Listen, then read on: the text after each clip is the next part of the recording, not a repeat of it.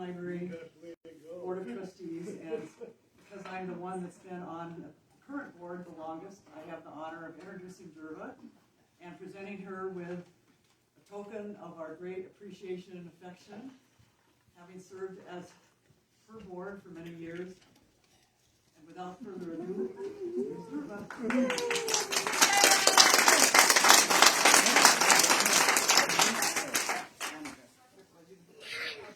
Thank you, King.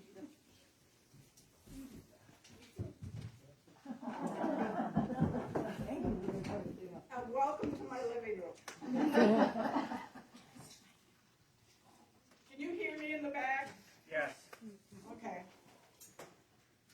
Oh, I told them they could do this only if they let me give a program or a little talk. And it's going to be short and sweet, but just some reflections on the library itself and all the people, which are you, that have been part of my life for the last 18 years and part of the library. Going back to 2007, Jim Wellendorf was chairman of the library board. He was on 35 years and then due to circumstances passed away. But in that time, we can thank him for what I always got from everybody who came to the library. Wow, are you lucky to have such a beautiful place? So, from all the people that I've seen and heard, and I know a lot of the staff, a lot of the volunteers have heard the same thing when they walk in and they say, look around and it's not a tin can, like so many of them are. But with that, just, I gotta wear my glasses. Just 2007 is when I started, November 1st. Jim Wellendorf, Millie Richards, I believe Millie is in Madison for a couple of weeks with her husband. Edie Hogan is in Branson, Missouri. Mary Schweitzer. Yay. And she's still here. Thank you for coming. Rita Heim, she was in here earlier. Ruth Peters. I did call Ruth and she said if she felt good she'd come, and she's up in La Crescent. So that was the original board that hired me. Other board members between that, and I missed somebody holler. Dave Darling, Dave's in here somewhere. Oh, he's sitting way in the back. Lanny Field, Dan Fisher, kind of a little comment that was shared, and I'd forgotten about it. Dan was on at the time that we started the can collection, and we had to go to the city council to ask and talk about it. And we met before the council, I believe, and he came in with a suit and tie and double-breasted vest, just, ready to fight for what he wanted. And that was Dan Fisher. If you had a chance to meet him, one of a kind. Anyway, we miss him. Mary Kernan. Mary was in here earlier.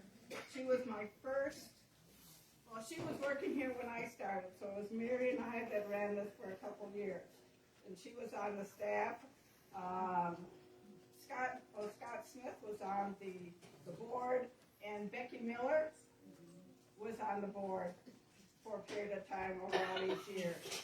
So my staff was Mary Curtin, then Laura Smith, Lynn Buell, she's in Waupun right now, Don Huffy. Don, thanks for coming. Lori Magnuson, Kate Sinclair. Kate Sinclair is presently the director at the library in Waupun, and she's been there quite a few years. And our statement's always been that I'm the one that trained her. And Patty Olson, sitting back here in the chair. Thank you, Patty. She's been in and out a couple times, and she helped with one of our summer programs. If you were watching the video, and we were up in Mount Hosmer, we did a summer of exploring up there as to nature and biking and even had my son Tom up talking about trees and climbing trees and harnessing the kids up. It was quite an interesting experience because these kids, when we first started up there, clung to me under the shelter. And by the time we were done for the summer, the kids said, oh, we can walk home. I mean, we're on the hill, we can walk home. Otherwise, oh, that's a long way in the beginning. So that was quite a tribute that they felt they could do a little more exploring. The other thing that was a big part is our volunteers. At one point, we had 65 volunteers one year, and we were doing, in the fall, we'd always do a library appreciation. We'll turn on the thing will keep going, but the videos with white tablecloths, and all these people came in, and we just celebrated the life of the library for that year. Tuesday's coffee, that was my coffee group for about 2 or 3 years before the library, before I was part of the library. And I just rolled my group into the library here. So we had volunteers. At one point, I think we were 16, 18. And this was during library automation. So all hands on deck. And we got it done in about 6 months. It was quite the crew and moving books around. Just want to make a comment for 2 very, very important volunteers to me and to the library. One is Ann Langford. Ann, I can't remember what year you started. Pretty much right after it was. So like I came and she started about 2 years later, like I need something to do. So she moved in here on Tuesdays and spent the day with me. And she very much into computers. So she set up my spreadsheet for all of my bills and expenses, and we still use it. Thank you, Ann, for your service. Another one that was very special and passed away at the time of COVID was Nancy Berry. Nancy Berry we were counting hours. She gave us 1,000 hours one year, and that was during the time that we were taking books off the shelf, putting labels on, and just kudos to Nancy and miss her dearly. She was a very, very dear friend and a very special one to our coffee group and to all of us and to the library.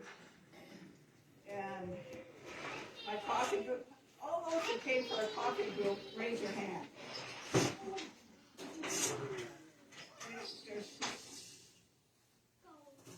There's not too many of us left. Well, there are a couple of them already left, but you see a group of all these ladies around the table. That was the coffee group. And we meet on Tuesdays, and it got to be a point where a lot of Can you hear me? I'll just talk louder. We're used to that. If you can hear me in the back, I'm fine. So, where was that? The coffee tables, and they were just a great help, but it also was an opportunity for anybody who came, new people in the community. What can I do? Oh, come for coffee on Tuesdays. You'll meet all kinds of people. And we did. We had a lot of people women that came in, spent a couple years or a year, and then moved on. It was great. Just a great place to socialize. And the other thing we had was friends. Well, we formed the Friends of the Library. And that came about because we found out that we couldn't write a check to the scholarship people at school. A nonprofit could not write a check to nonprofit. Well, in the library, meaning the library can't spend taxpayer money in that way.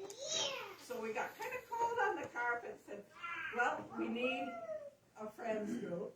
And the other one was, we needed a good fundraiser.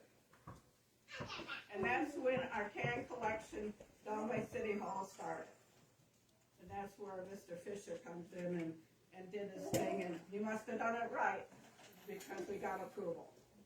And that is our big fundraiser, so if you save your cans, put them down at the kennel, and it goes into our friends and supports our library in every way, but mostly can support. We can have pizza parties, and we can have games, and we can buy ice cream for our kids, which you can't normally do. So, because you can't, because we're a public item, we can't give our money just for anything. And so that's where the Friends group came into. So all of you who have saved your cans, thank you. It's been a great help, and Katie and her husband are the ones that haul the cans back and forth. And okay, who here has helped with the cans? One. Dietz and Vox are sitting in the back. Janice Ray is in the back. Am I missing somebody else? Well, if they were here, Lenny was here. Lenny was here. Anyway, it's a great fundraiser, and the Friends group can always have more friends, not just to help, but financially, whatever, and see Katie afterwards. Just a couple things on the growth of the library. Mary Kern and I always laugh because when I started, the library was 1 to 4:30, 7 to 9. Every day we get a call. Are you open today? What are your hours today? So we switched that. The next thing we did was the automation. And I don't remember where we got the funds. A grant? It was around $4,000 to do it. But I just don't remember. We must have got some money somewhere. Then we added the Iowa selection, which is straight back here with the bridge on the top. And Mr. Peck, professor, I can't remember where he was. One day I come to the library and there were 5 boxes of books. And they were brand new, looked brand new, and nonfiction, and basically that started our nonfiction Iowa section. So it's basically Iowa's reading and literature, and he even had some river stories and some land and soil story books. Great contribution to the library. The other was the technology, the computers. We have a website. If you check on our history page, we put on a lot of old things that you might enjoy. I'll just leave it at that. There's about 6 or 8 things. When you get bored this winter, technology. We digitized newspapers. And the first section was like $5,600. At that time, the J.F. Brennan Company out of La Crosse was getting ready to celebrate their 100th, and they have connection with Bill, well, not with myself, but with Bill, because Bill's dad worked for them, and Bill's dad saved everything, and all the literature, pictures galore, and so they were just appreciative of what Bill had in his big box. And with that, they said, well, if you ever need any money, let us know. So I sent him an email, and I kind of off the wall, I said, I think $5,000. And next thing, I got $5,000 on the way. And the second half was done when Dunleavy passed away. We did John Dunleavy's reception here. He was kind of happy.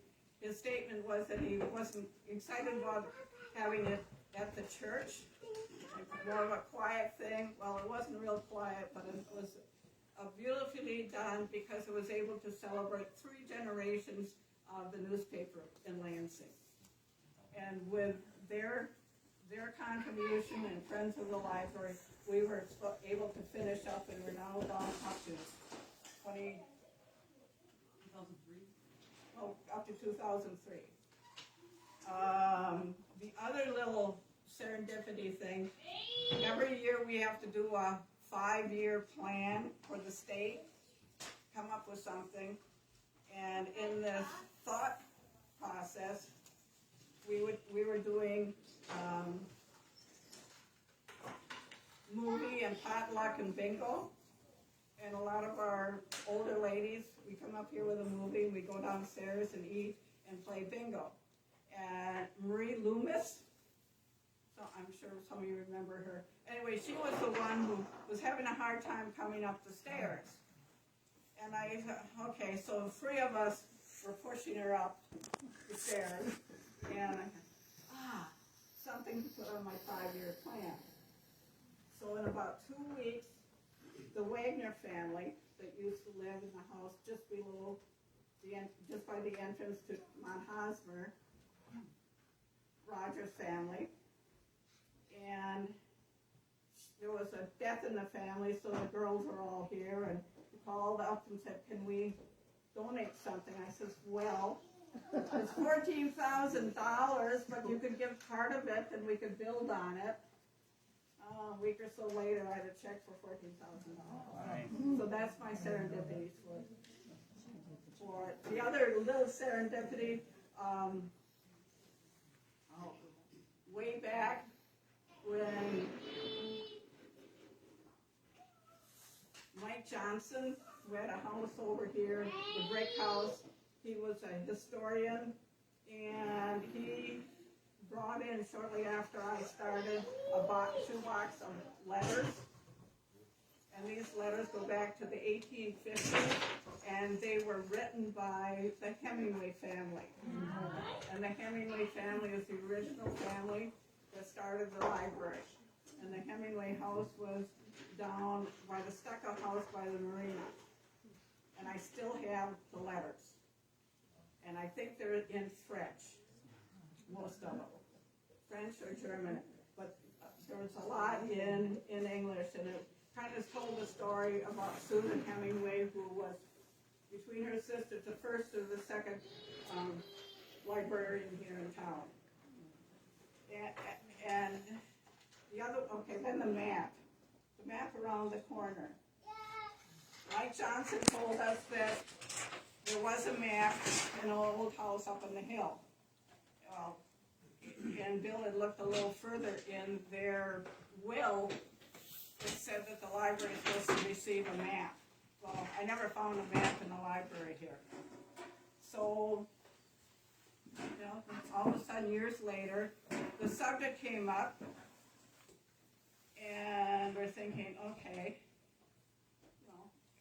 used to have this map, and started doing some checking, and we found a map just like it, and this map is 1854 of Lansing, and at the time it was the excursion, and the Haney and the Houghtons had the maps made, and so when they had this grand excursion and all the people, they were trying to sell lots. So you'd have to look at the map. And we looked on, did some sorting and found it in a copy in Chicago. So the story kind of comes around on that. The other big thing that has been really a blessing and just going to be working together so well is the library is part of the city. I know I had a lot of people say, really? And with that, where's our city clerk? Here she is, Teresa. Teresa, whoever hired Teresa, kudos. Yes, and I think everybody else knows. Thank you, everyone. And Teresa has something, since our mayor isn't here, I'll let her. Want me to go up there? Or Want me to stand here? Whatever you want to do. First off, I want to say you look beautiful. Secondly, it's been an absolute pleasure, Derva, to get to know you. I wish I would have gotten to know you sooner. It's so fun. It's been I was kind of, at first I was like, Derva, stop asking me for stuff I don't know how to do, but. And I loved her enough. We accomplished what was my goal. Yeah. So I could retire. Yeah, it took us a little while, but. All right, so the mayor is, he's out of the country on vacation. So he had written this and asked if I could please read this. So, it says, Derva and friends of the library. I am sorry to be missing out on the retirement celebration this evening. I'm sure that there will be many stories and events shared in your time together that I would enjoy hearing about. Those mile markers in life represent what I feel has been the embodiment of Derva's 18 years as library director. Not only has she written her own stories, but she has chronicled so many accounts of other people and events that are now memorialized for both current and future generations to enjoy, and to help give a better sense of what life in Lansing was and is all about. In her time as director, Derva has undertaken a number of growth initiatives and projects intended to encourage more residents and visitors to make the library a bigger part of their everyday lives. She has been a proponent of the advanced use of technology at the library, which is now equipped to allow patrons state-of-the-art internet services. She has also teamed up with the Eastern Almaquee Community School District to develop and implement the summer lunch program, which serves many local families. And under her guidance, the last couple of years have produced the extremely popular Bridge Talk series, which I always hear wonderful things about. I would like to close by thanking Derva for her years of service, not just as library director, but for also serving as one of Lansing's most active unofficial historians. My sincere thanks and best wishes, Mike Curtis.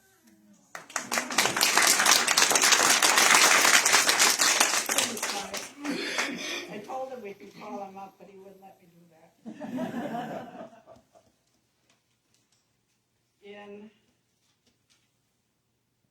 Let's see.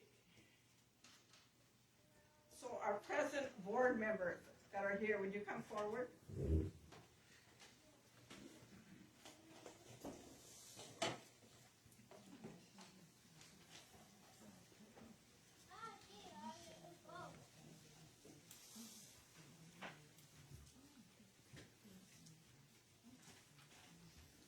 Thank them for the party tonight.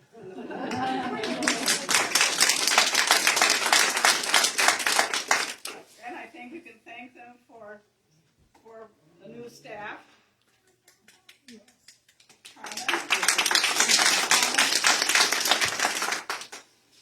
I do have something for you. You'll have to come and rip it off because I got something in my hand. Here's a key to the post office. I had to hold it till now. Okay, so we're handing the key over. Okay. So Carmen is the new director. We wish her well. I'm looking forward to great things. And I know there'll be great things because she's a very talented woman. Lori, come here. She didn't tell us we were going to be up here. Of course not. Lori, you're going to come this way because we're live streaming. Hi, Ahmed. Hi, Miriam. Hi, Dupancho. This is Lori. And Laura, between the two of them, I couldn't have picked a better staff, and they can carry on for me. Thank you.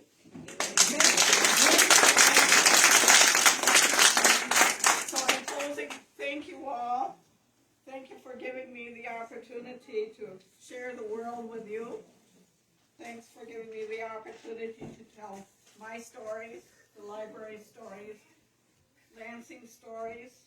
And meanwhile, I'm just living this great life in Lansing. Thank you. I'm going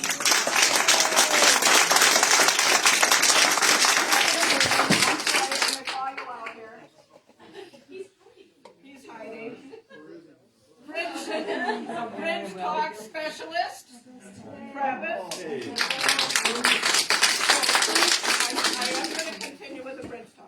So I'm not going to be out of here totally. And he is responsible, should I say that? Or will be? Yeah, responsible. You see the beginnings of Wooden Bridge. And that will be the original Black Hawk Bridge will be down. It's, oh, the new one. So those piers are a scale model of the exact same thing that's out there right now. As soon as I get done congratulating Derva, I'm gonna take off because I gotta work on the model tonight. I have the first 8 panels, which will hang about to the edge of the door, the edge of the portal. That should be close to being ready by next Thursday. And, you know, when we look at the bridge now, I'm making a transition from the old to the new. I think the rest of you are too. The new is bigger. It's gonna be massive. Grander, and everybody in the world is want to come and see the bridge. So, and also thank Travis, because between him and Clayton, you guys have put in a lot of work, and I know you don't get kudos. Please give him a hand. I'll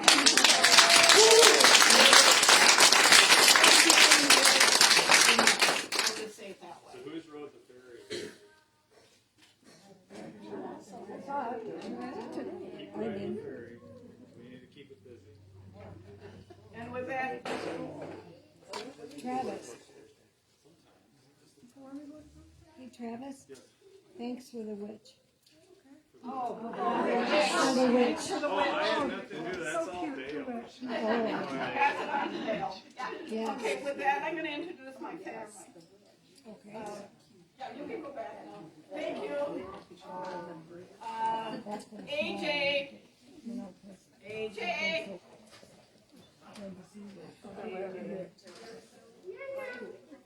AJ. they're coming. I mean, this is his first experience in front of a crowd. So, but you're not AJ. He's coming. He's coming. AJ, my daughter Serena. They come from La Crosse, my son Tom. And Bill, if it wasn't for Bill, I wouldn't be here. So thank you. Thank you for coming. Have a safe trip home, and thanks for supporting the library and also supporting me. Thank you, Derva. Thank you.